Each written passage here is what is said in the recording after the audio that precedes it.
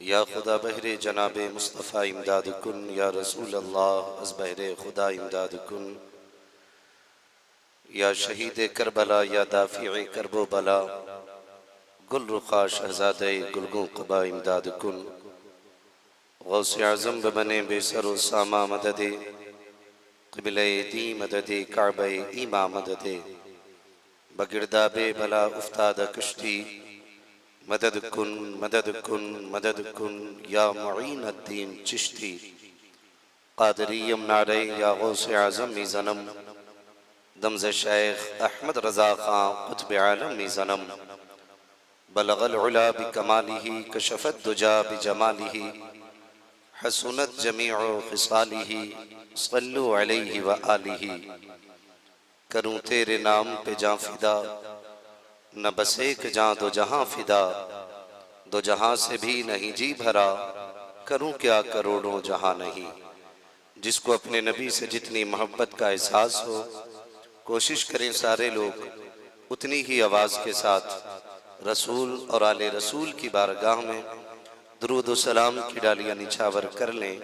पढ़ें बावाज़े बुलंद, अल्लाहुम्मा सल्ली अला सय्यदिना व शफ़ीइना व नबीना व मौलाना मुहम्मदिन व आलिहि व सल्लिम सलातन व सलामन अलैका या रसूल अल्लाह सल्लल्लाहु तआला अलैहि वसल्लम। मुअज़्ज़ज़ हाज़रीन इकराम, मैं सबसे पहले तमाम ही हाज़रीन को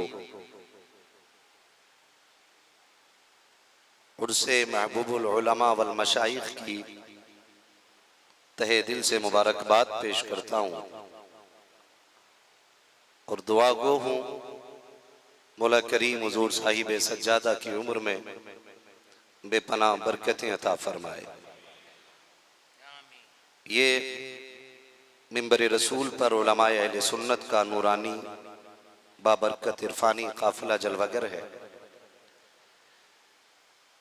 ये इन बुजुर्गों की जर्रा नवाजी है कि अपनी मौजूदगी में मुझ जैसे कम इल्म बंदे को आपसे चंद बातें करने का शरफ बख्शा। मौला करीम इस पूरी जमात को अल्लाह उम्र खिज़्र अता फरमाए और इस जमात का साया अवाम अहले सुन्नत के सर पे तादेर कायम दायम रखे। वक्त की किल्लत चूंकि दामनगीर है, इस अजीम यूनिवर्सिटी और एक अजीम इदारे की कोशिशें, काविशें, मेहनतें आप मुसलसल देख रहे हैं और इंशाअल्लाह गुफ्तगू के मुकम्मल होने के बाद तलबा इकराम को उनकी कामयाबी पर कामयाबी के मुताबिक इनाम से नवाजा जाएगा और ये सारा काम हुजूर साहिब सज्जादा की निगरानी और सरपरस्ती में चल रहा है। मैं बिना किसी तमहीद के अपने सफर का आगाज करूं। मैं बात यहां से छेड़ूं कि ये नाज, ये अंदाज हमारे नहीं होते, झोली में अगर टुकड़े तुम्हारे नहीं होते, मिलती ना अगर भीख हुजूर आपके दर से, इस ठाट से मंगतों के गुजारे नहीं होते, बेदाम ही बिक जाइए बाजारे नबी में, इस शाम के सौदों में खसारे नहीं होते। मुअज़्ज़ज़ हाज़रीन इकराम, दौरे हाजिर की ये पुरसोज साजिशें जिन्होंने आज उम्मते मुस्लिमा के दिल को और ज़मीर को झिंझोड़ कर रख दिया है, और यकीनन मैं इस बात को कहने में कोई दरेग नहीं करता कि आज उम्मत मुस्लिमा इम्तिहान के जिस मनसब पे आके खड़ी है ना, शायद दौरे हाजिर में उससे ज्यादा कोई और कौम सब्र नहीं कर सकती है। लेकिन ये भी बड़ी तकलीफ के साथ कहना पड़ता है कि दिल के पपोले जल उठे सीने के दाग से, इस घर को आग लग गई घर के चिराग से। कहीं ना कहीं इन तबाहकारी और बर्बादियों के जिम्मेदार हम भी हैं। हमारी गलत रविश ने हमें उस मकाम पे ला करके खड़ा कर दिया है कि जहां आज कौम ऐसे सुध-बुध हाल में खड़ी है कि फिर से अपने दौर के किसी सलाहुद्दीन अय्यूबी का इंतजार कर रही है, या फिर से इस कौम को आज मोहम्मद बिन कासिम का इंतजार है। लेकिन याद रखिएगा, बड़ी प्यारी बात किसी ने कही थी कि खुदी को कर बुलंद इतना कि हर तकदीर से पहले खुदा बंदे से खुद पूछे बता तेरी रजा क्या है। मैं अपने कौम के नौजवानों से और अपने उन अजीज भाइयों से बड़े दर्द के साथ एक बात कहना चाहूंगा कि हमें अपने दीन को समझने की जरूरत है, और जो पैगाम पैगंबर इस्लाम ने हमें ला करके दिए उन पैगामात को बहुत करीब से जानने की जरूरत है। आज सोशल मीडिया पर बैठ करके जिस तरह की बकवास इस्लाम, मुसलमान और पैगंबर इस्लाम के खिलाफ की जा रही है वो किसी पर मख्फी नहीं है। और हम बबांगे दोहल डंके की चोट पे कहते हैं, खुदा की कसम आप जबानों को बंद कर लो और तासुब का चश्मा उतार के इंसाफ की ऐनक लगाकर सीरत तैयबा हुजूर की पढ़ें तो फिर पूरी कायनात को ये कहना पड़ेगा कि इस्लाम वो मजहब है जो आतंक नहीं बल्कि अमन का सबक पढ़ाया करता है। और पैगंबर इस्लाम वो पैगंबर हैं जिन्होंने फसाद को नहीं बल्कि अमन को आकर के दुनिया में आम किया है। आज दौरे हाजिर में उठने वाले फितने ये किसी पर भी मख्फी नहीं है। मैं तारीख के चंद औराक आपके सामने रखूंगा, मगर आपसे मेरी इतनी गुजारिश है कि जितनी देर सुने बहुत गौर से सुनने की कोशिश करें। मेरा उसूल है कि बरगे हिना पे लिखता हूं मैं दर्द दिल की बात, शायद के रफ्ता रफ्ता लगे दिलरुबा के हाथ। आज मैं आपसे चंद अहम बातें करना चाहता हूं। अजीजाने मिल्लत इस्लामिया, हमें हर दौर में चैलेंज का मुकाबला करना पड़ा है। हर दौर में हमारे सामने रुकावटें आई हैं, लेकिन इस्लाम का वो चिराग है जो न किसी हवा से बुझा है और न किसी आंधी से इसकी लोग कम हुई है, बल्कि हकीकत तो ये है कि नूरे खुदा है कुफ्र की हरकत पे खंदा जन, फूकों से ये चिराग बुझाया न जाएगा। अजीजाने मिल्लत इस्लामिया, मैं आपसे ये बात कहूं कि आज इस्लाम को समझने के लिए अगियार जिस चीज का इस्तेमाल करते हैं वो हमारी कौम के नौजवान हैं। इस्लाम कोई मुजस्समा नहीं है, इस्लाम ये वो इमारत नहीं है जिसे सामने से देखा जा सकता है, बल्कि इस्लाम को देखने के लिए इसके मानने वालों को देखा जाता है। अगर कोई मोहम्मद अरबी का कलमा पढ़ने वाला चेहरे पे सुन्नत रसूल के मुबारक बाल लेकर, सर पे हुजूर की सुन्नत का अमामा लेकर के जब कोई गली से गुजरता है, लोग उसे देख के फैसला करते हैं कि अगर उम्मती के किरदार में इतनी शराफत है तो फिर पैगंबर के अखलाक में कितनी शराफत रही होगी। मैं कहना यह चाहता हूं कि जब भी किसी ने उंगली उठाई है इस्लाम या इस्लाम के मानने वालों पर, वो इसलिए नहीं उठाई कि उसने इस्लाम को करीब से देख लिया है, बल्कि इसलिए उंगली उठाई है कि किसी इस्लाम के मानने वाले की गलत रविश को देखा है, तब जाकर के उसने ये फैसला किया है कि इस्लाम मजहब को मानना चाहिए या नहीं मानना चाहिए। मैं एक नौजवान से गुजारिश करूंगा कि हम अपनी रविश को इतना खूबसूरत बना लें कि लोग हमें देख करके ये फैसला करें कि अगर मानने वाले इतने अच्छे हैं तो इस्लाम लाने वाला कितना अच्छा होगा। ये हमें सभी को इस बात पे गौर करना पड़ेगा, सभी को इस बात पे गौर करना पड़ेगा। एक तरफ तो वो कौम है जो ये कहती है सूद हराम है, दूसरी तरफ उसी कौम का कलमा पढ़ने वाला नौजवान जब सूद और ब्याज के बाजार को गर्म करता है ना, तो फिर लोग सोचने पे मजबूर हो जाते हैं, इस्लाम को ये मानता है कि जो सूद ब्याज को हराम कहता है, या इस्लाम को ये मान रहा है जो सूद ब्याज खा करके फिर भी मोहम्मद अरबी का नाम ले रहा है। ये गौर करने वाली बातें हैं और हमें ये सीखना और जानना पड़ेगा ताकि दुनिया को ये पता चले कि इस्लाम की सच्चाई क्या है, इस्लाम की हक्कानियत क्या है। दिल दुखता है जब किसी मस्जिद के मिनारे से आवाज आती है, आज कोई फजर में मस्जिद से जूते चुरा के ले गया, आज किसी ने मस्जिद में नमाज जुमा के बाद अपने पैरों पे गौर नहीं किया, इमाम साहब की जूती लेके चला गया। बताइए इस ऐलान का अखियार पे क्या असर होता होगा, लोग क्या सोचते होंगे। मस्जिद तो इबादत की जगह थी और फिर वहां से भी जूते चोरी हो गए। लोग क्या सबक हासिल करेंगे इससे, क्या सीखेंगे लोग इससे। मैं कहना चाहता हूं अगर अंधा भी हो ना, धोखे से चप्पल कोई किसी की नहीं पहन सकता। पैर बता देते हैं अपनी है या मोहल्ले वाले की पहन ली है। गलत कह रहा हूं मैं? नहीं ना, फिर भी हमारी मस्जिद से ऐलान किया जाता है कोई है जो जूते पहन गया लो जाए दे जाए। एक बंदा 3 दिन के बाद लेके लौटा, इमाम साहब ने पूछा कहां थे, कहा धोखे से पहन गए थे। अंदर खाना पता चला ससुराल पहन के गए थे। मैं आपसे पूछना चाहता हूं, सवाल चप्पलों की कीमत का नहीं, सवाल आपके 3 दिन पहनने का नहीं, सवाल यह है जो निस्बत आपकी हुजूर से है आपने उसका कितना ख्याल किया। जो रिश्ता आपका हुजूर से है आपने उसका कितना ख्याल किया। याद रखिएगा जब तक इन निस्बतों का एहसास बेदार नहीं होगा ना, उस वक्त आप हुजूर की बारगाह के मकबूल नहीं बन सकते।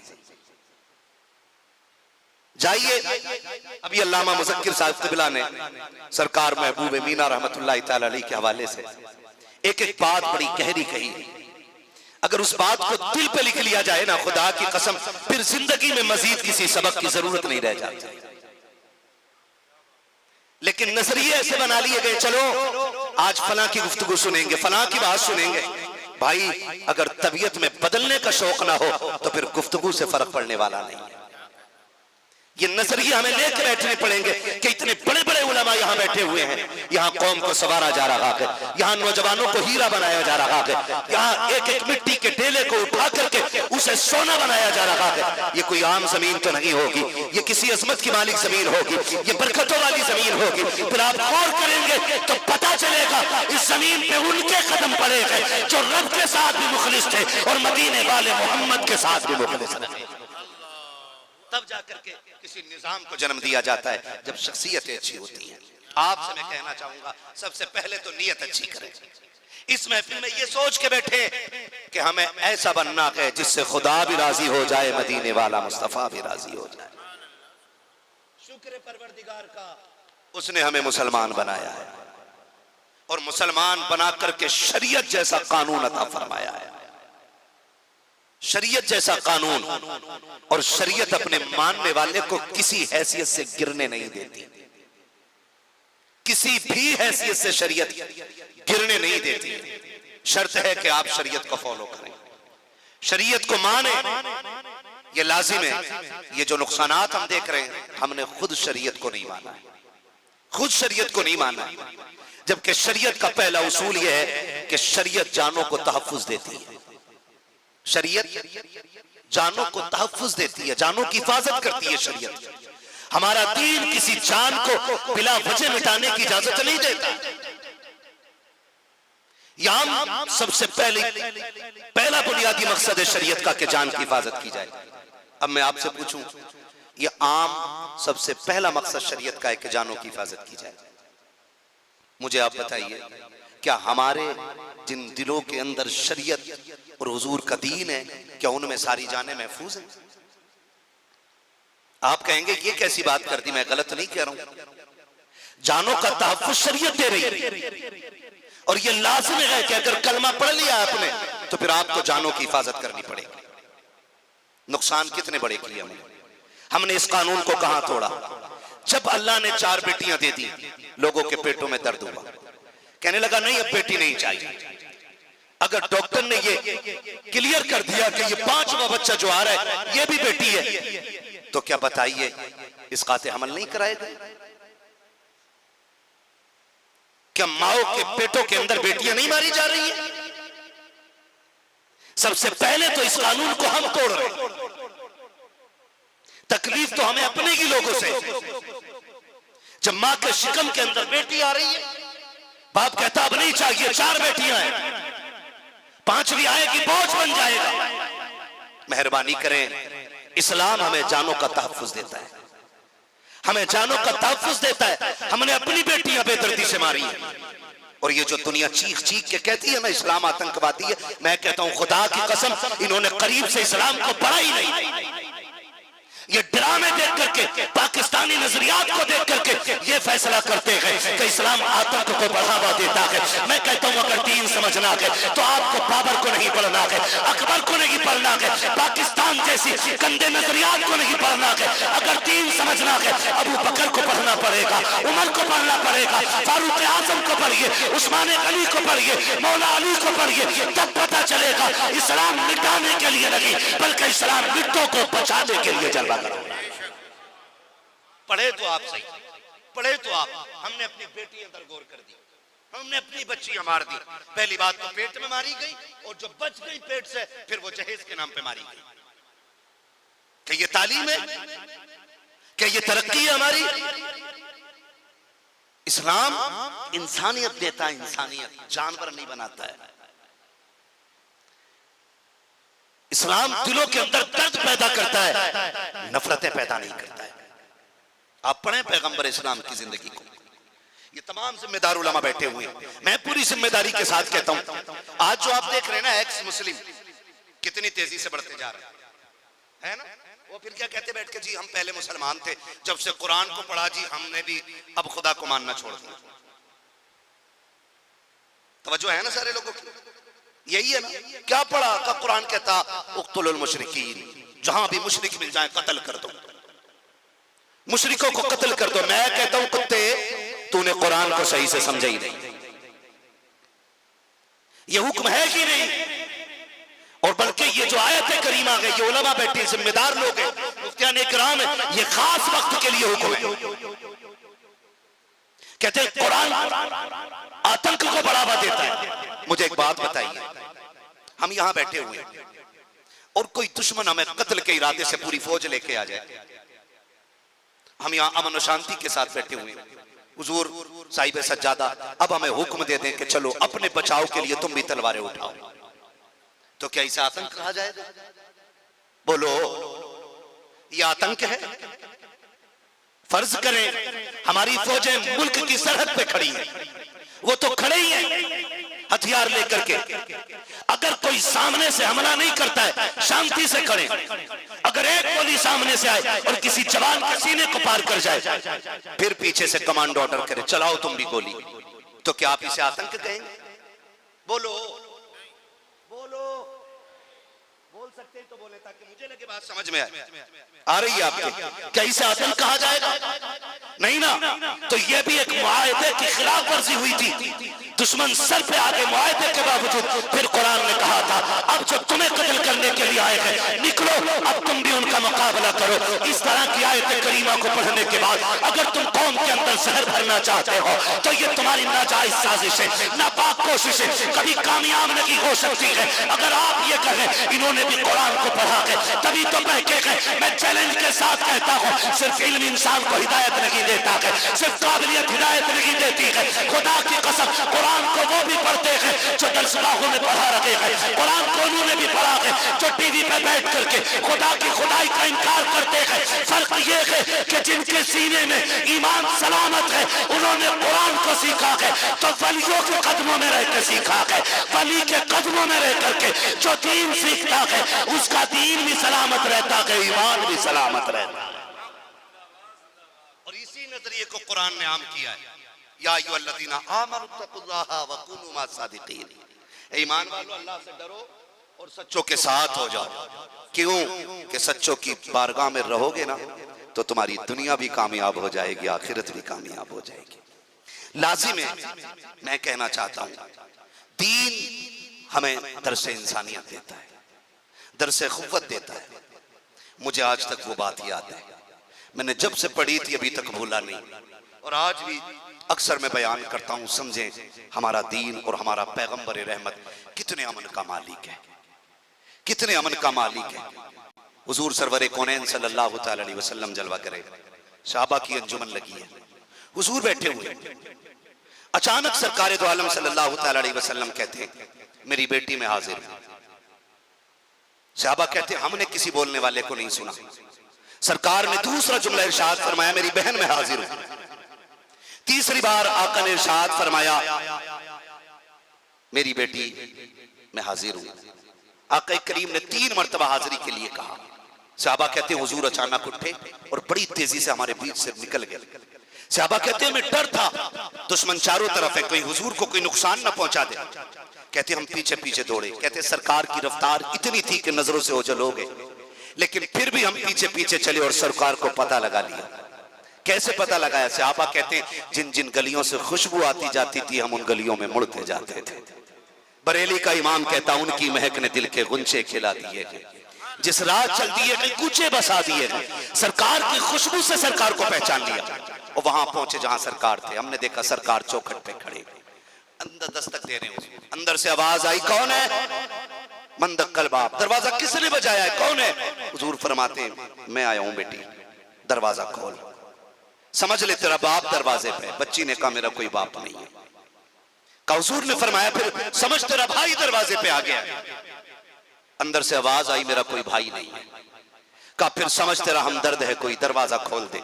बच्ची ने कहा अगर हमदर्द है तो आजा, दरवाजा खुला है। हुजूर अंदर तशरीफ लेकर के गए, बच्ची बैठी है। हुजूर ने जाकर के फरमाया बेटी खैरियत है? बच्ची हुजूर का चेहरा देखती है और खुदा की कसम फिर मेरे नबी का चेहरा।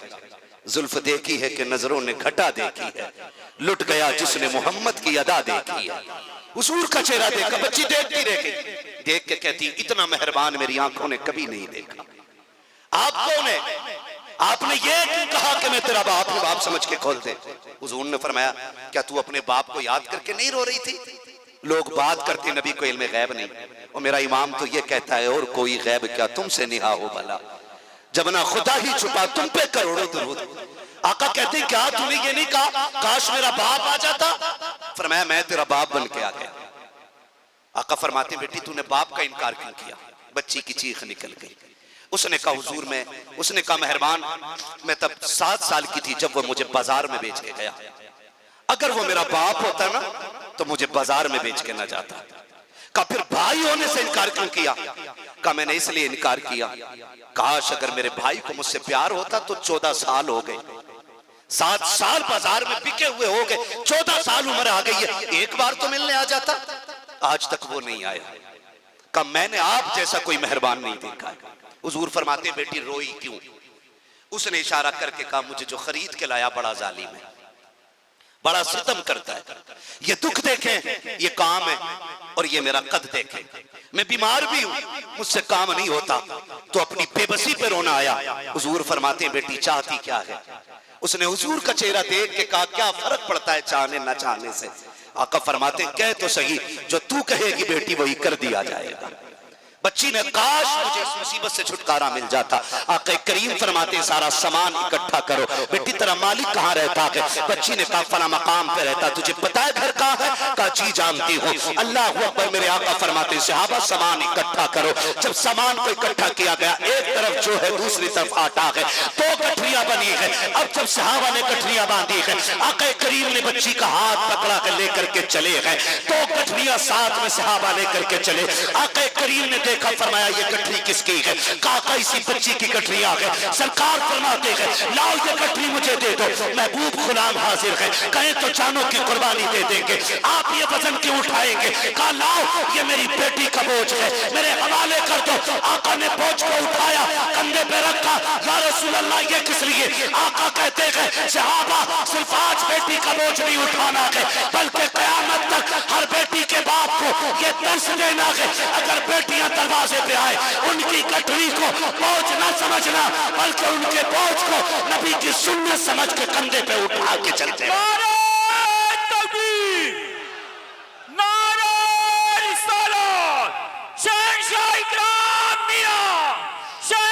महबूब मीना, जमाल मीना, मसलक आला हज़रत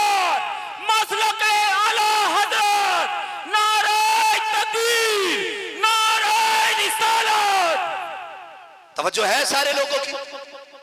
किसने इस फिक्र को जन्म दिया? कौन है एहसासात की हिफाजत करने वाला? जो इस एहसास की भी हिफाजत करता है, उसी जात को मुहम्मदुर रसूलुल्लाह कहा जाता है। गैरत नहीं आती लोगों को? शर्म नहीं आती मेरे नबी पे भोंकते हुए? और प्लस में बात कही जाती है कि इस्लाम ने औरतों के हुकूक को पामाल किया है। खुदा की कसम खा के कहता हूं, जिस रिश्ते को इस्लाम ने जो इज्जत दे दी है, कोई न धर्म वाला उस रिश्ते की बराबरी करके दिखा सकता है, नहीं दिखा सकता है। पढ़े तारीख के इस बात को भी। हुजूर कह रहे हैं ये गठरी मुझे दे दो। कौन कह रहा है? जिसकी मुट्ठी में कायनात के खजाने रखे गए हैं। आज 4 बंदे मुझे सलाम करने लग जाएं तो मैं अपनी जूती सीधी करने में शर्म करता हूं कि मेरे इतने चाहने वाले, इतने फॉलोवर, मैं जूता सीधा करूं? सलाम रहमत आलम तेरी इन अदाओं को कि जिन्होंने कायनात को जीने का उसूल बख्श दिया है। हुजूर कटरी बेटी क्यों उठा रहे? आज माफ कीजिएगा, बाप के इंतकाल के बाद अगर बेटियां घर आ जाती हैं ना, हमारे चेहरे बिगड़ जाया करते। सबसे पहले तो हमने ना हुजूर के इस दिए हुए पैगाम को नजरअंदाज किया। अगर छुट्टी मनाने बेटी आ जाए तो मूड खराब हो जाता है, और तलाक लेके बेटी आ जाए फिर तो उसका जीना ही हराम हो जाता है। मैं दोनों लोगों से बात करना चाहता हूं, उनसे भी मैं बात करना चाहता हूं जो बिला वजह किसी की बेटी की जिंदगी के साथ खिलवाड़ करते हैं। और वो भी मेरी बात सुने, जिनके घर किस्मत से बेटियां तलाक लेके लौट आती हैं, वो बेटियों को कभी रोने न देना। याद रखना, ये जिम्मेदार मेरे सर के ताज उलमा बैठे, अल्लाह की इज्जत की कसम खा के कहता हूं, जिस तरह बेटियों को इज्जत से पालने पर और रुखसत करने पे मदीने वाले ने जन्नत की बशारत दी है, उसी तरह बहनों को इज्जत से पालने पे मदीने वाले ने जन्नत की बशारत दी है। कौन ऐसा मजहब ला के दिखाए एक इस्लाम के सिवा जिसने इतनी इंसानियत और ऐसी खूबसूरती मुआशरे को बख्शी हो? आज बेटियां तलाक लेकर के आती हैं तो खानदान के चेहरे उतर जाते हैं। हाय कैसे गुजरेंगे इसके दिन, हाय कैसे कटेगी इसकी जिंदगी, कौन देखेगा इसे? लो जन्नत खुदा की कसम मैं कहता हूं, इन्हीं मुतल्लका, बेवा और बेयारो मददगार की बेटियों की परवरिश में अल्लाह ने जन्नत रखी है। अगर जन्नत चाहिए इस तरह के नेक कामों में मेहनत किया करो। और आपसे भी कहना चाहता हूं, बात बात पे तलाक देते हो, हमारी इन हरकतों की वजह से लोग इस्लाम पे भौंक रहे हैं। हमारी इन हरकतों की वजह से हमने बिला वजह में किसी को तलाक दे दी और फिर हमारी बेटी थाने कचहरी के चक्कर काटती है ताकि उसे इंसाफ मिल सके। मुझे बता तो सही, जिस बहन के 4 भाई हो और वो लोगों की जूतियों में मारी मारी फिरती हो, फिर उस मुआशरे पे थूका नहीं जाएगा तो क्या किया जाएगा? एक दौर वो भी है कि जिस दौर में लोगों को इंसाफ नहीं मिलता था तो रुख इस्लाम की तरफ करते थे। यकीन था कि जो इस्लाम के रहबर के पास चला जाएगा उसके साथ इंसाफ 100% किया जाएगा।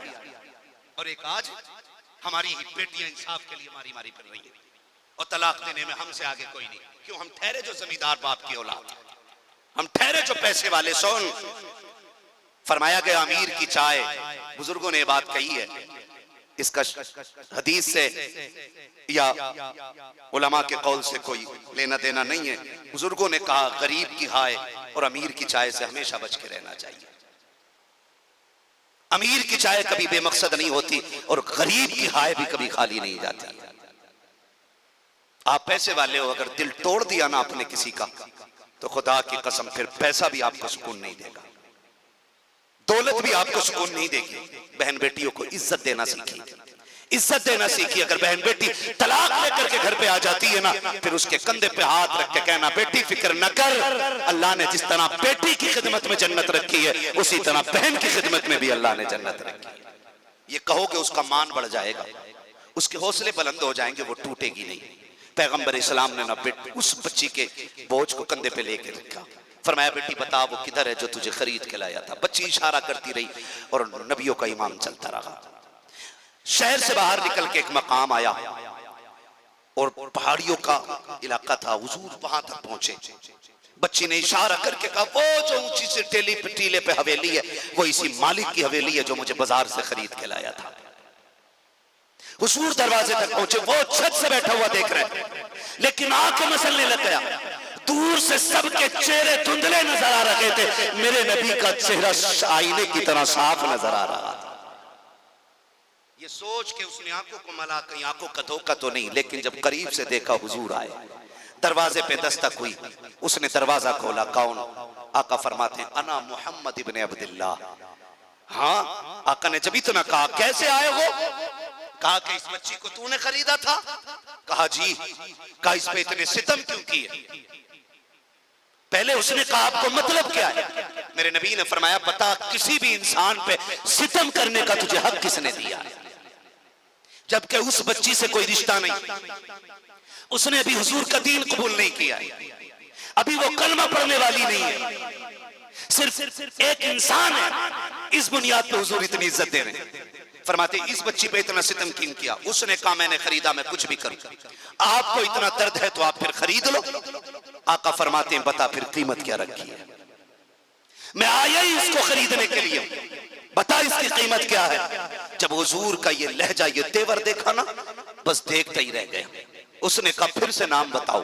मेरे नबी ने अपना नाम बताया। कहा बाप का नाम, फिर हुजूर ने बाप का नाम बताया। कहा माँ का नाम, फिर हुजूर ने माँ का नाम बताया। कहा खानदान, फिर हुजूर ने खानदान का नाम बताया। फिर बताया जमीन, फिर जमीन बताई। उसके बाद वो कहा ठहरो अभी आता हो। अंदर गया, अंदर जाकर के बहुत पुरानी किताब उठा करके लाया। उसने ला करके किताब के वर्क पलटे। कहा मैं जो पूछता रहूं आप बताते रहना। वो किताब पढ़ता रहा, नबी बताते रहे। जब सारी निशानियां मुकम्मल हो गई, उसने किताब एक तरफ की और कहा महबूबे कायनात मेहरबानी करें, सिर्फ इसको आजादी क्यों दे रहे हैं? मुझे भी आजादी अता फरमा दीजिए। कहा चाहता क्या है? कहा इसको खरीद के अपना बना रखे हैं, आप मुझे भी तो ले लीजिए। कहा क्यों? कहा मेरी किताब बता रही है कि जिसका अखलाक इतना बुलंद होगा वो कोई आज नहीं बल्कि अल्लाह का आखिरी पैगंबर बन के दुनिया में जलवगर हो रहा है।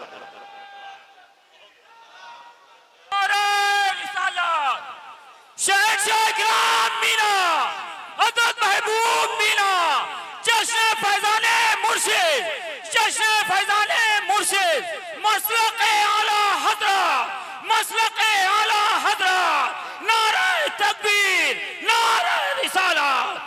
खैरियत है सारे लोग? इस्लाम तलवार की बुनियाद पे नहीं, ये था वो अखलाक जिसकी बुनियाद पे इस्लाम फैला है। ये था वो दर्द हुजूर की मेहनतों का जिसने लोगों के पत्थर दिलों में भी अपनी जगह बनाई। 80 से ज्यादा काफिर मेरे नबी को शहीद करने के लिए आए। कुर्बान जाऊं आमीना के लाल तेरी अजमतों पर। हुजूर ने सबको माफ फरमाया और सब ने इस करम पे हुजूर का कलमा पढ़ के इस्लाम कबूल फरमाया है। ये तारीख रही है। पूछो इन उलमा से, हुजूर जंग से वापस आ रहे हैं, किसी सफर से वापस आ रहे हैं, आका करीम ने एक दरख्त के नीचे लेटने के इरादे से अपनी तलवार मुअल्लक की और सरकार आराम करने लगे। एक शख्स की निगाह पड़ गई, सोचा मौका अच्छा है, तलवार उतार ली हुजूर नींद में। फिर तलवार निकाल के नियाम से कहने लगा तुम्हें कौन बचाएगा मुझसे?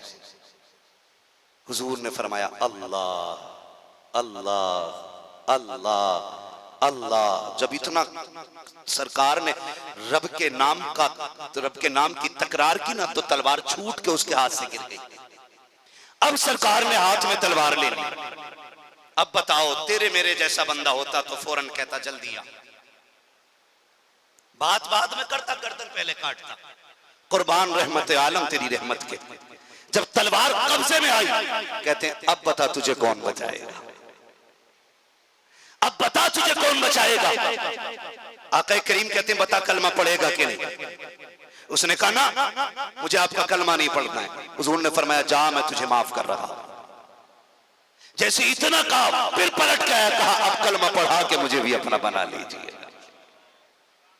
कोई ऐसा शख्स हो तो लाके दिखाओ जिसकी मुट्ठी में कातिल आ जाए और वो माफ कर दे। ये अखलाक कहां मिलते हैं? ये हुजूर की चौखट पे मिला करते हैं। अपनों को मुंह देख करके पैसे देना, दौलत देना तो ये अक्सर पाया जाता है। आंखें बंद करके और बगैर नाम नसब पूछे झोलियां भर भर के लुटाना, ये हुजूर के घराने के अलावा कहीं और नजर नहीं आया करता है। तवज्जो सारे लोगों की, जरा कह दें या रसूल अल्लाह। ये अखलाक था, ये किरदार था जिसकी बुनियाद पर इस्लाम आगे बढ़ा। इस्लाम ने इंसानियत को फरोग दिया है। ये दरस इंसानियत है, जहां प्यार बांटा जा रहा है, जहां मोहब्बतें बांटी जा रही हैं। जिस दौर में बेटियां कत्ल की जा रही थी, हुजूर ने आके कहा था मेरी फातिमा मेरे जिगर का टुकड़ा है। और हुजूर के इन जुमलों की बरकत थी 1400 साल हो गए, आज तक हर बाप अपनी बेटी को अपने जिगर का टुकड़ा तस्लीम कर रहा है। ये यकीन की दौलत किसके जुमलों में थी? मेरे नबी के जुमलों में थी। वरना मैं तो कहना चाहता हूं, अगर हम तारीख ही खंगालने लग जाएं तो खुदा की कसम आंखों में आंसू आ जाते। इसी मुल्क के अंदर शोहर की चिता पे बीवियों को जला दिया जाता था। कि ये तारीख नहीं रही है? हाँ, यहूद और नसारा के अंदर ये चलन लगे हैं कि अगर जुल्म शोहर कर दे तो बदले में बीवी को कत्ल करा दिया जाता था, और बीवी को हक नहीं होता था वो कह सके। इज्जतें अगर दी है तो ये तेरे मेरे नबी ने आकर के इज्जतें दी। किस दौर में? जब मेरे नबी की उम्र शरीफ 25 साल है, 40 साल की बेवा हज़रत खदीजा से निकाह कर रखी है, और कायनात को सबक पढ़ाया जा रहा है कि बेवा पैर की जूती नहीं होती है, बेवा घर में सजाने वाला खुशबूदार फूल हुआ करता है। ये सबक पैगंबर इस्लाम ने पढ़ाया है। आप इंसानियत की तारीख पढ़ते चले जाएं तो लगेगा खुदा की कसम जो इस्लाम को करीब से पढ़ लेता है वो कलमा पढ़ के मुसलमान हो जाया करता है। तारीख में एक बंदे ने कितनी हैरत कुन बात कही, ये तकरीबन सभी जानते होंगे। जब एक गैर मुस्लिम ईमान लेकर के आया और बहुत बड़ा काबिल बंदा, हिस्ट्री तारीख निगार बंदा था वो, उससे पूछा गया तूने कलमा कैसे पढ़ लिया? कहा कि उसने कहा कि हुजूर के एक जुमले ने मेरे दिल की दुनिया बदल के रख दी थी। हुजूर के एक जुमले ने। कहा क्या? कहा मैं हुजूर की सीरत पढ़ रहा था, और हुजूर की सीरत पढ़ते पढ़ते तारीख का ये बाब भी मेरी निगाहों में आया कि सरकार जलवगर है, और एक शख्स आके कहता हुजूर मेरा बच्चा नहीं मिल रहा है, हुजूर मेरा बच्चा नहीं मिल रहा है, आका दुआ फरमा दे ताकि मुझे मेरा बच्चा मिल जाए। कहा कि जब उस शख्स ने कहा, आका करीम ने भी दुआ के लिए हाथ उठाए भी न थे कि इतने में एक शख्स ने आके कहा फला मकाम पे तेरा बेटा खेल रहा है। बच्चे की जुदाई काफी देर की थी, बाप ने सुना तोड़ने लग गया। हुजूर ने फरमाया ठहर, बेटा तेरा है? कहा हाँ। कहा जब जाए तो अपने बच्चे को बेटा कह के आवाज न देना, अपने बेटे को बेटा कह के आवाज न देना। हुजूर फिर कहा नाम लेके आवाज देना। हुजूर बेटा है मेरा, नाम लेके आवाज क्यों न दे? कहा कुर्बान जाऊं उस पैगंबर के इस फिक्र पे। आका कहते कि जब तुम जाओगे ये भी तो हो सकता है कि जहां तुम्हारा बच्चा खेल रहा है वहां पे कोई यतीम भी खेल रहा हो, ये भी तो हो सकता है वहां ऐसा बच्चा खेल रहा हो जिसके सर पे बाप का साया ना हो। आका फरमाते हैं जाना ना, नाम लेके आवाज देना। अगर बेटा कहोगे तो हो सकता है यतीम के दिल में ये ख्याल आ जाए काश आज मेरा भी बाप होता और मुझे बेटा कह के आवाज दे देता। हुजूर ने इस फिक्र की भी हिफाजत की है कि तुम्हारे नजरिए से भी किसी यतीम का दिल नहीं टूटना चाहिए। हुजूर ने इंसानियत का इतना बड़ा ख्याल किया। इस तरह से हुजूर ने इंसानियत का सबक आके पढ़ाया हम लोगों को। आज मैं आपसे पूछना चाहता हूं हमारे बीच इंसानियत कितनी है? आज हमारे दरमियान इंसानियत कितनी है? हुजूर ने गैरों के बच्चों को इज्जत दी है, हमसे अपने बच्चे नहीं संभाले जाते। भतीजे कौन होते? बोलो, अपने होते कि बोलो, बोल सकते हैं ना? भतीजे कौन होते? अपने होते हैं ना। चचा भतीजों का कौन होता है? अपना। बोलो, अपना होता है ना। अल्लाह ना करे मौत सभी को आनी, खुदा न करे कि किसी बच्चे के सर से बाप का साया जाए। ये बड़े दुख की बात होती है, इसमें बड़ा दर्द होता है, बड़ा दर्द होता है। यतीमी का दाग ऐसा दाग है जो कब्र तक में सीने पे रहता है। ये यतीमी का दाग होता है। माफ कीजिएगा, अगर भाई सगा चला जाए ना तो मैयत के वक्त में चचाना खूब चौड़ा होकर बैठता है और भतीजों को गोद में रख लेता है और लोगों को दिखा के कहता आज से मैं इनका वारिस हूं, मैं इनको देखूंगा, आज से इन्हें कमी नहीं महसूस होने दूंगा। ये रियाकारी, ये तमाशा 40वें तक चलता है। 40वें तक मेहमान आते हैं, टेकों पे टेके बन रही है, चचा भतीजों को गोद में लेके कह रहा है ये मेरे हैं। लेकिन अभी साल भर नहीं गुजरा कि पता नहीं चलता इस चचा को भी कि आज मेरे यतीम भतीजे ने एक रोटी खाई है कि नहीं। अगर यतीम अपना दर्द लेकर के चचा के दरवाजे पे जाते तो लोग बातें करने लग जाते। चचा कहता है हराम का पैसा रखा मेरे पास, तुम्हारा बाप कमा के रख गया है। ये ताने देकर के यतीम के दिल के टुकड़े टुकड़े किए जाते हैं। और जानते हो किसी का दिल तोड़ना 1000 काबे ढाने से ज्यादा बुरा है। दिल तोड़ दिया जाता है, मरने वाले को गालियां दी जाती हैं उसके बच्चों के सामने। और फिर हम कहते हैं हम जन्नती हैं, मेरा पीर जन्नती है इसलिए मैं भी जन्नती हूं।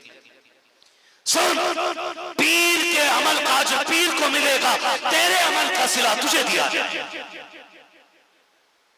हमें अपने अमल की फिक्र करनी चाहिए, अपने अमल की फिक्र करनी चाहिए। हमें सगे भतीजों का गला घोट करके अगर लगता है आपको जन्नती है तो फिर ख्याल खाम है आपका। यतीम दरवाजे पे आते चचा के, चचा आज ये दिक्कत है, घर में 4 दिन से रोटी नहीं बनी है। डायरेक्ट कहता है कि हराम का है, तुम्हारा बाप कमा के रख गया था। ये कह के यतीमों को धक्का दिया जाता है।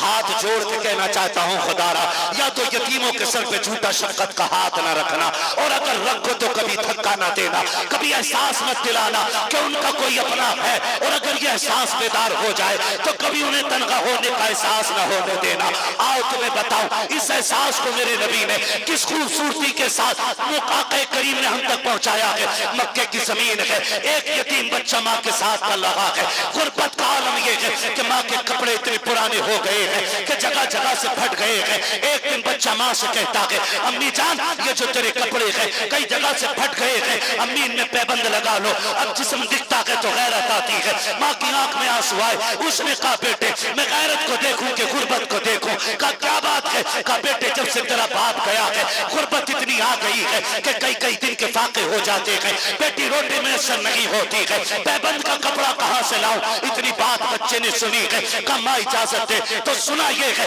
इसी शहर में मेरा चचा रहता है, क्यों ना उसके दरवाजे पे जाकर के अपने चचा से एक कपड़े का सवाल कर लो। माँ ने कहा था बेटे ये जमीन मक्के की है, यहाँ लोग भी पत्थर का दिल रखते हैं, जमीन भी पत्थर की है, यहाँ कोई किसी की नहीं सुनता है। बेटे क्या फायदा, कोई मदद नहीं मिलेगी। कहा माँ हो सकता है कि उसे मेरे चेहरे में भाई का चेहरा दिख जाए, उसे मेरे लहजे में भाई का दर्द दिखाई दे, एक बार जाने की इजाजत दे दे। माँ ने इतनी बात सुनी है। कहा बेटे अब तेरी मर्जी है, मगर मुझे नहीं लगता। बच्चा बच्चा था दौड़ गया, आके चचा का दरवाजा बजाया। कहा चचा कौन है? कहा तेरे भाई का बेटा आया है, क्या चाहिए? कहा चचा एक चादर दे दो, मेरी माँ के बदन के कपड़े इतने फट गए हैं कि उन पे पैबंद लगाने का कपड़ा नहीं है। इतना चचा ने सुना है, धक्का दिया भतीजे को। भतीजा जमीन पे गिर के चीख मार के कहता है सच कहा था मेरी माँ तूने, यहाँ कोई किसी की सुनने वाला नहीं है। ये कह के बच्चा रोता हुआ उठा, अपने बदन को झाड़ा चलने लगा। रास्ते में हुजूर के सहाबी से मुलाकात हो गई। आक़े करीम के सहाबी ने बच्चे का हाथ पकड़ के कहा था बेटे क्या हो गया है? उसने कहा चाहिए, मेरी माँ ने कहा है यहाँ कोई किसी का दर्द सुनने वाला नहीं है, अभी अभी महसूस करके आ रहा हूँ, तुम्हें बताने से क्या फायदा है? कहा बता तो सही, हो सकता है मैं तेरे काम आ जाऊं। जब बच्चे ने इतना सुना है, बच्चे ने पूरी दास्तान सुनाई। हुजूर के सहाबी ने मुस्कुराना शुरू किया। बच्चा कहता है मैं नहीं कहता था कि यहाँ लोग रो के सुनते हैं, हंस के उड़ा देते हैं, तुमने भी हंसा मेरी बेबसी पे। उस सहाबी ने कहा था मैं तेरी बेबसी पे नहीं हंसा, इस ख्याल ने हंसा दिया है तुझे किसी ने टुकरा दिया है। सबसे बड़ी चौखट का पता मैं तुझे बताने वाला। जब इतनी बात बच्चे ने सुनी, उसने कहा कौन है फिर वो? कहा एक दर है, वहां से कोई लुटाया। नारे तकबीर, नारे रिसालत। कहा यहाँ एक दर ऐसा भी है जहां से कोई लौटाया नहीं जाता। बच्चा कहता वो दर कौन सा है? वो दर कौन सा है? कहा कि वो अब्दुल्ला के लख्ते जिगर का दर है, वो मोहम्मद अरबी का दर है। कहा वो कहाँ मिलेंगे? सहाबी ने कहा वो हरम काबा में मिलेंगे। बच्चा बच्चा था, माँ का फर्माबरदार था, उसने कहा पता तो मिल गया है लेकिन माँ की इजाजत के बगैर तो नहीं जाना ना, माँ की इजाजत के बगैर नहीं जाना। बच्चा दौड़ा घर की तरफ, माँ के पास पहुंचा, कभी रोता है कभी हंसता है। माँ कहती है पागल हो गया क्या, कभी हंस रहा है कभी रो रहा है। कहा रो इस बात पर हूं चचा ने धक्का दे दिया है और हंस इस रहा लिए रहा हूं, मुझे एक करीम की चौखट का पता चल गया है, मुझे एक सखी की चौखट का पता चला है। अम्मी सुनाए उसके दरवाजे से कोई नहीं जाता है। सगे चचा ने ठुकरा दिया है, अम्मी इजाजत देना मैं उसके दरवाजे पे जाऊं। माँ ने कहा बेटे नाम क्या है? बच्चे ने कहा उनका नाम मोहम्मद इब्ने अब्दुल्लाह है। जैसे इतना सुना ना, माँ कहती ना बेटे बिल्कुल ना जाना। सुना के जो उसके पास जाता है ना वो जबरदस्ती कलमा पढ़ा देता है। बच्चा बच्चा था, कहा अम्मा तेरे सर की कसम खा के कहता हूँ, इजाजत देना, अगर जबरदस्ती कहेंगे तो कलमा नहीं पढ़ूंगा, चादर भी नहीं आऊंगा, लौट आऊंगा, और अगर बगैर कलमे के चादर देंगे तो ले आऊंगा। माँ ने बच्चे से कहा ठीक है, वादा करता है? कहा हाँ। बच्चा ये कह के जब चला ना, हुजूर की चौखट पे आया, हरम शरीफ के दरवाजे पे आया, सरकार हरम काबा में है। बच्चे ने सरकार को आवाज दी, मेरे आका ने अलकाब पे गौर नहीं किया, ये नहीं देखा कि पीछे क्या लगा रखा के। सरकार ने मुड़ के पीछे की तरफ देखा, बच्चा इशारा करके कहता जरा इधर आइए। मेरे नबी ने बच्चे के इशारे को सुना, अपनी जगह से नबियों का इमाम उठा है और करीब आ रहे हैं उस यतीम बच्चे के। सरकार जब करीब आने लगे, बच्चे ने इशारा करके कहा ना करीब ना आना, पहले मेरी एक शर्त सुन लीजिए। कहा कौन सी शर्त? कहा अगर कलमा पढ़ाओगे तो नहीं पढ़ूंगा, अगर कलमा नहीं पढ़ाओगे तो मैं आपसे अपनी जरूरत रखूंगा। मेरे नबी ने कहा था कलमा पढ़े ना पढ़े वो तेरी मर्जी है, जरूरत तो बता क्या चीज यहाँ लेके आई है, कौन सा दर्द जो यहाँ ले आया है। बच्चा कहता वादा करते हो? कहा हाँ वादा रखा, कोई जबरदस्ती नहीं तुझे कलमा पढ़ाने के लिए। अब बच्चे ने आगे बढ़ के कहा था जी मैं एक यतीम हूँ। जैसे इतना कहा मेरे नबी की आंखों में आंसू आ गए। बच्चे के सर पे सरकार ने हाथ रखा है, आके करीम बच्चे का हाल सुनते जा रहे हैं, रोते जा रहे हैं। बच्चे ने कहा था जी यतीम मैं हूँ, आप क्यों रो दिए हो? आके करीम ने रो के कहा था यार तुझे क्या बताओ, मैं उस आमीना का लख्ते जिगर हूँ कि जब मैं उसके शिकम में था तो मेरी विरादत से पहले मेरे वालिद का इंतकाल हो गया। यतीमी क्या है ये मैं अच्छी तरह जानता हूँ। मैं 6 साल का था तो माँ छोड़ के चली गई, मुझसे बेहतर अपनों की जुदाई का दर्द कौन जानता होगा। जब तूने अपना दर्द बताया है तो मुझे अपनी माँ का दौर याद आ गया। कहते यार बताना क्या चाहिए? उसने कहा मेरी माँ बेवा है, बदन के कपड़े फट गए हैं, एक कपड़े की जरूरत है, अगर मेहरबानी हो एक चादर अता कर दे। मेरे नबी ने बिना कुछ कहे सुने अपनी मुजम्मिल वाली चादर उतारी है और यतीम के सीने से रख दी है। बच्चे ने चादर को सीने से लगाया है। अब क्या था, जैसी चादर सीने से लगी है इश्क सीने में उतरना शुरू हो जाता है। इश्क बच्चे के सीने में उतर रहा है। अब इश्क कहता है पलट यार की तरफ, अक्ल कहती थी चल माँ की तरफ। इश्क कहता था चल यार की तरफ, अक्ल कहती थी चल माँ की तरफ। फिर अक्ल ने कहा चल जिसके कहने से माँ मिल गई है पहले उसकी चौखट पे चलते हैं। बच्चा दौड़ा माँ के पास, चादर लेके आया। माँ ने आगे बढ़ के कहा था बेटे बता तो सही चादर ले आया है, कलमा तो नहीं पढ़ा है? कहा नहीं माँ, लोग झूठ बोलते हैं, जो भी कहते हैं गलत कहते हैं। मैंने इतना करीम किसी को नहीं देखा है, इतना सखी किसी को नहीं देखा है। अम्मा ये किसने कह दिया है कि वो जबरदस्ती दीन देता है? ये कौन कहता है वो जबरदस्ती कलमा पढ़ाता है? अम्मी मैंने देखा है, वो मुझे देख के रो दिया था, मेरे गमों में शरीक था वो। अम्मी जान क्या बताऊं, मैं बचपन में जिस दर्द से रो रहा था वो जवानी में उस दर्द से रोया है। माँ कहती है बेटे जब चादर मांगी थी तब उसने क्या कहा था? कहा अम्मी कुछ नहीं कहा, उसने अपने कंधे की चादर उतार दी। माँ की आंख में आंसू आए। कहा पागल सिर्फ चादर लेके आया है? कहा अम्मा और क्या लाता? कहा उस सच्चे नबी का दीन क्यों नहीं लेके आया है, उसका दीन क्यों नहीं लेकर के आया है? माँ से बच्चा कहता है माँ तूने मना किया था ना। माँ कहती चल मुझे भी उस महबूब की चौखट पे ले चल। जब खातून दरवाजे पे आई है आकर के नबी को बच्चे ने फिर आवाज दी है। आकर करीम ने फिर इशारा करके कहा और क्या लेने आए हो? बच्चे ने इशारा करके कहा आइए ना आका। सरकार उठे हैं, फिर आए हैं। कहा खातून अब क्या चाहिए? खातून ने नजरें झुका के रो के कहा था सिर्फ चादर न दे बल्कि हाथ पकड़ के दीन की दौलत भी अता फरमा दे। जब इतना कहा है बरेली से आवाज आती है कौन देता है? देने को मुंह चाहिए, देने वाला है सच्चा हमारा नबी। और जब इस अदा को देखा है फिर बरेली वाले ने कहा है आता है फकीरों पे उन्हें प्यार कुछ ऐसा खुद भीख दे और खुद कहे मंगते का भला हो। मंगता तो है मंगता, कोई साखों में दिखा दो जिसको मेरे सरकार से टुकड़ा। ये मेरे नबी का अखलाक है और ये मेरे नबी का किरदार है जिसने दीन घर घर पहुंचाया है, जिसने लोगों तक इंसानियत का सबक पढ़ाया। वो लोगों दीन तलवार से नहीं, दीन अखलाक से फैला है, दीन किरदार से फैला है। हमें अखलाक अच्छे करने और दुनिया को बताना है। दीन वो नहीं है जो तुम बताते हो, दीन वो है जो हमें नबी ने बताया है। दीन वो है जो हमें नबी ने बताया है। ये अजीम खान कहाँ है, अल्लाह सलामत रखे। हर जगह पे लोग पढ़ रहे हैं, तालीम हासिल कर रहे हैं, तकाबुल अदियान कर करके लोग बेदीन हो गए। क्यों? क्योंकि उनके सर पे हाथ रखने वाला कोई वली नहीं होता है। इन खानकाहों में पढ़ने वाले बच्चे सिर्फ इल्म के बादशाह नहीं होते बल्कि अक्ल और अखलाक के भी